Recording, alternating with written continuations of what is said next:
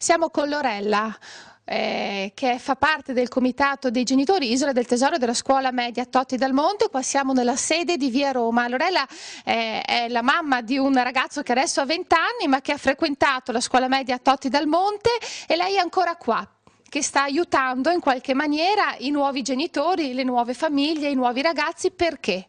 Perché credo in questa iniziativa, perché specialmente in questo momento di crisi penso che la famiglia debba avere un sostegno dalla scuola, e questo quanto noi possiamo offrire: dare una mano con con il noleggio di libri di testo, in quanto noi li acquistiamo come comitato con degli sconti, e offriamo al genitore una quota, cioè ci dà una quota per averli a prestito un anno, e penso che questo sono 80 euro all'anno per le prime, 40 per le seconde e per le terze. Penso che al di fronte di una spesa di 300 euro sia un servizio da prendere in considerazione.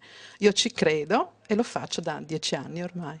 La sfida è iniziata 25 anni fa. Un gruppo di genitori ha deciso allora, come adesso, di mettere a disposizione di alunni e famiglie parte del proprio tempo libero. Il risultato è questa collaudatissima pratica di riciclaggio dei libri che, oltre a far risparmiare genitori, scuole e amministrazione comunale, garantisce maggiori risorse economiche alla direzione scolastica da spendere in altro modo, come ad esempio i pannelli fonoassorbenti, la palestra di roccia, le lavagne multimediali, e soprattutto insegna ai ragazzi il rispetto del patrimonio pubblico. Eh sì, perché i libri vanno consegnati integri e puliti, vale a dire che non si può utilizzare penne per scriverci sopra, ma solo matite, e bisogna ovviamente che ogni ragazzo cancelli le scritte prima della restituzione dei testi, che verranno poi riutilizzati l'anno seguente. I libri c'è una bella cosa qua nella scuola media, perché appunto c'è la possibilità di utilizzare libri che hanno usato altri ragazzi, quindi è proprio un risparmio, e anche per i ragazzi è una cosa nuova di avere rispetto ancora di più di libri che poi useranno altri, quindi siamo molto contenti di questa iniziativa.